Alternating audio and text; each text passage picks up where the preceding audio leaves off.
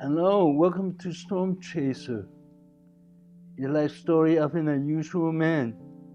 This is episode 31, Firstborn. My name is John, and I'm from Anaheim, California. In my last episode, episode 30, I mentioned that after my second near-death experience, by God's grace, my life began to change. With a promotion at the job, I went back to school, and I even got married. By the way, if you have not watched episode 30, I highly recommend you to watch it, because it was a miraculous turning point and changed the course of my life thereafter. God continues to write my life stories. Yes, I got married, as I shared with you in episode 29. Newly married life was good. I have gotten a new job with a new company. I was still going to school. I believed I was still with the Living Reflection Band at that time. My wife joined the church choir.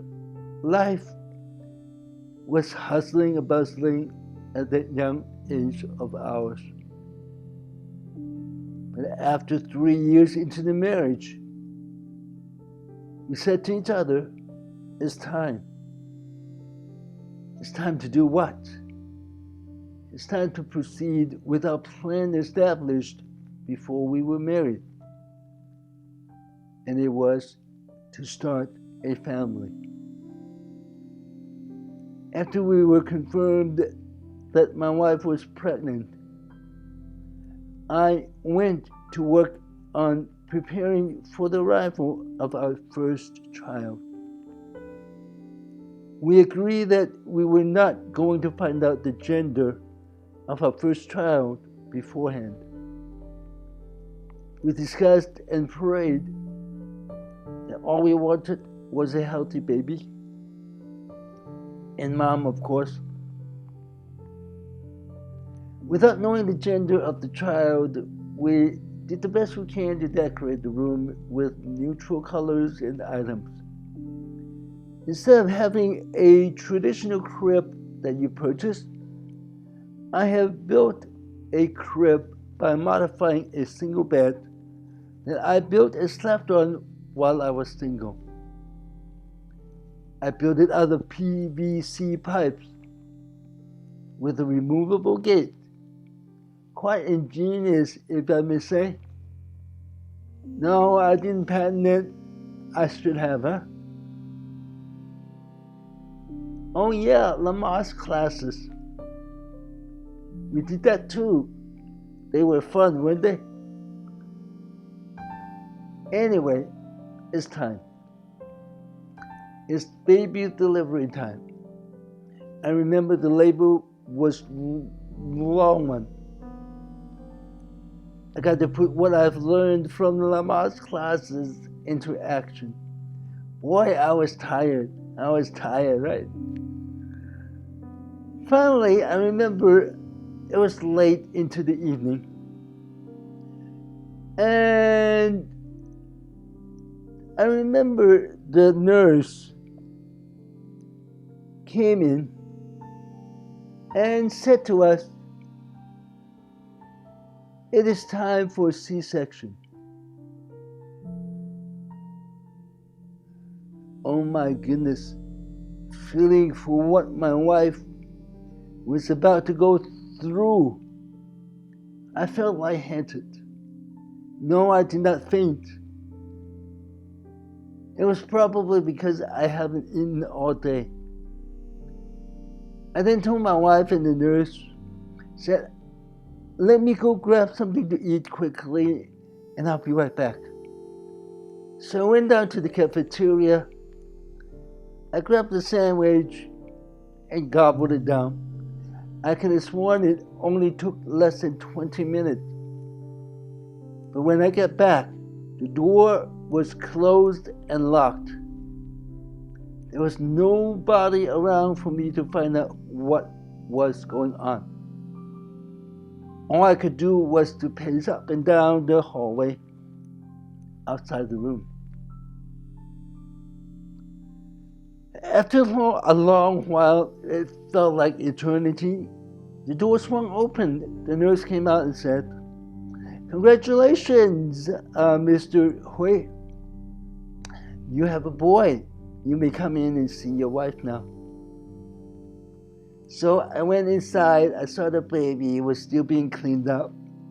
Healthy looking baby. However, I noticed that he has curly hair.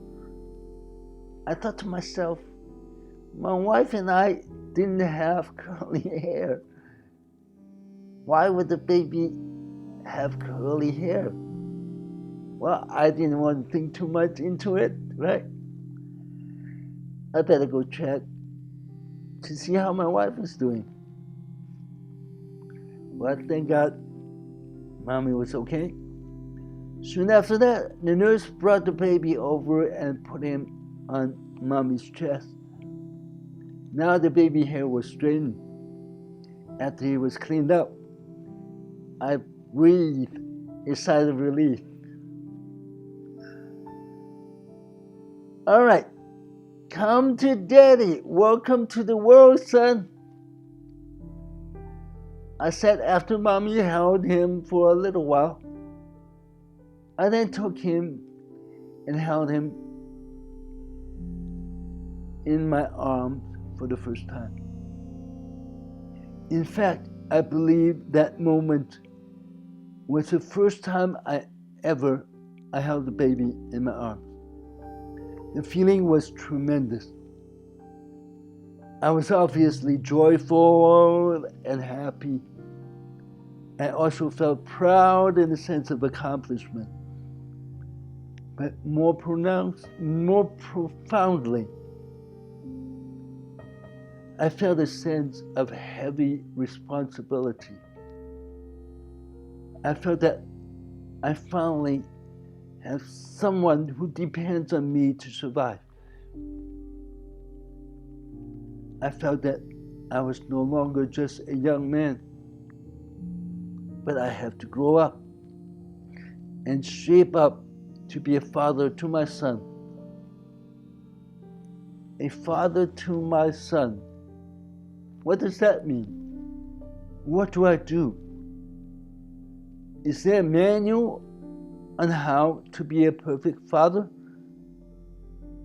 I ask myself those questions, but I have no answers for them. I guess it was learn as you go type of thing. But one thing I knew not to do was to be like my dad. If you have watched my previous episode 20 through 24, you would know that my dad was not around me for the first 18 years of my life, practically speaking. After my firstborn son was born, right, I made a promise to myself that I would always be with my son during their growing up until he is at least 18 years old. I will always be available to my son whenever he needed me. I don't want him to feel how I felt when I was growing up, which was feeling neglected. With this mindset kept close to my heart, I then spent the next 18 years and did many unusual things to adhere to my own principle. If you'd like to hear some of those unusual things that I've done, well, stay tuned to the future episode. So, back to my newborn. My son was a unique child. Well, I'm sure most parents feel the same way about their own kids, right? Mine has an ability to wake up crying every couple of hours in the middle of the night. We tried all kinds of stuff, but nothing worked. It was as if he had nightmares or something.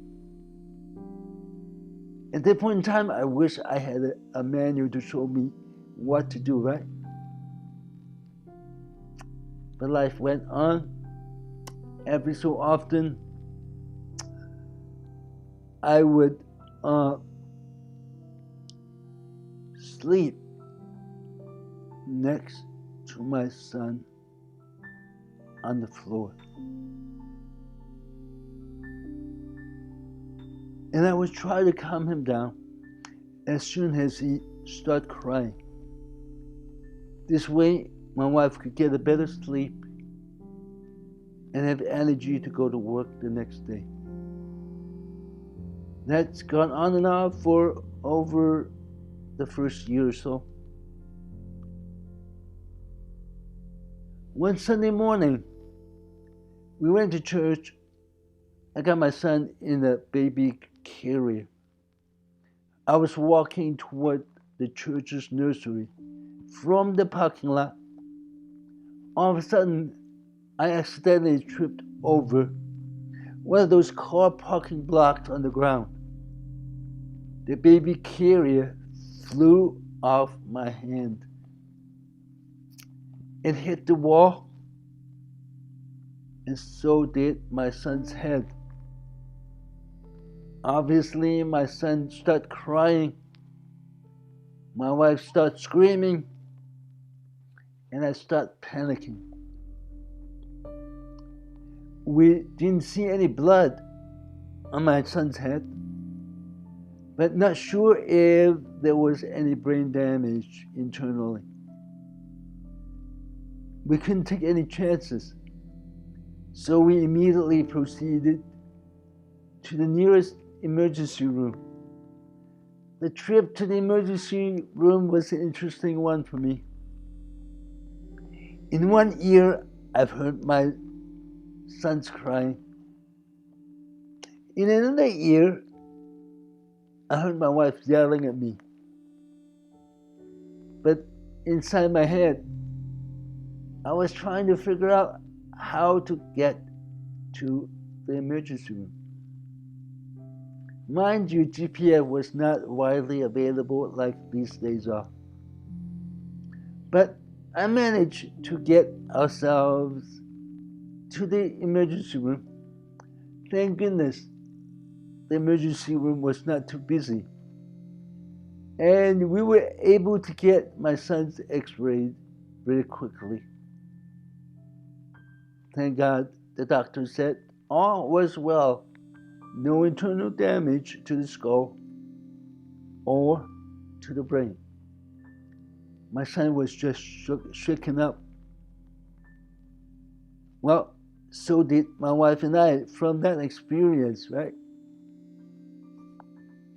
From that time forward, I would pay extra attention every time I picked up the baby carrier. Well, the first birthday of a firstborn son was typically a big deal for Asian culture. We took no exception to it. We went all out. We had over 60 people came throughout the day and into the evening, and finally, mission accomplished. Celebration was over. Soon after that, my wife and I felt that was only the first mission that we have accomplished. The second mission that we have discussed and planned before we were married was yet to begin. And what was the mission? The mission was to have a little brother or sister for our firstborn so they could play and grow up together. So 10 months after our first son had the first birthday, our second child was born. Was it a boy or girl? Well, if you don't know already, you may find out in future episodes. Here comes my favorite saying: stay tuned or stay subscribed. All right. So, story of my firstborn son will end right here for now. However, allow me to reflect on this episode with you. In this episode, Firstborn, it is one of the two major stories after my second near-death experience where God has spared my life. The first one was getting married. Then I share with you in episode 29. These two events appear to be happy and blessed events in my life. But have you noticed or wondered why I was not jumping up and down, rejoicing and proclaiming God's goodness to me as I was telling them? Let me tell you like it was. Be honest, absolutely raw truth. After God spared my life the second time around, I was just as confused and lost as I was before my suicide attempt. I felt the only way I knew how to live was to work hard, take matter into my own hands, and make my own decision in life. At that period of my life, I was young and impatient. I was self-centered and paid very little attention to what God was doing in my life.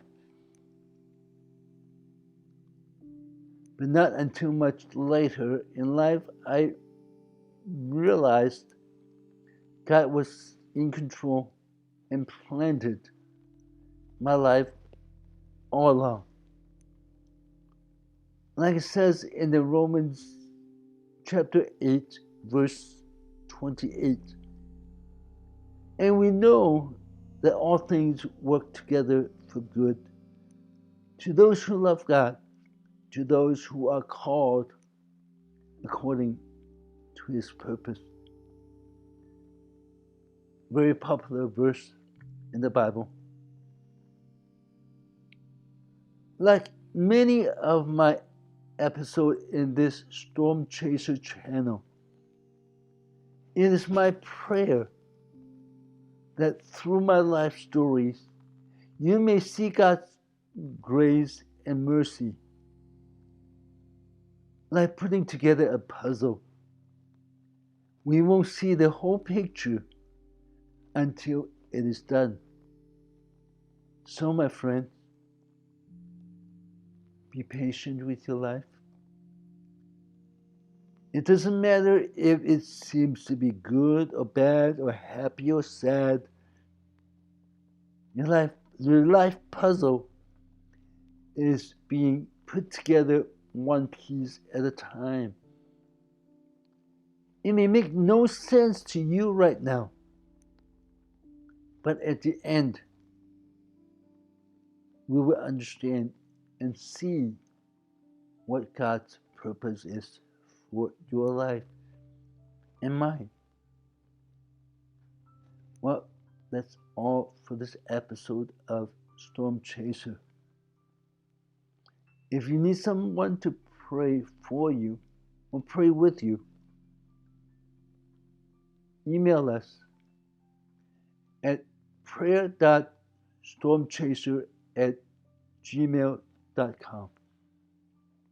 If you have not done so already, please subscribe to this channel and click the notification bell icon so you won't miss any future episode.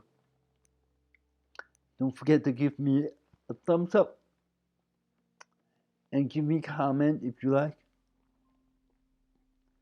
My time is up. I thank you for watching. Be blessed. Until next episode, Storm Chaser out.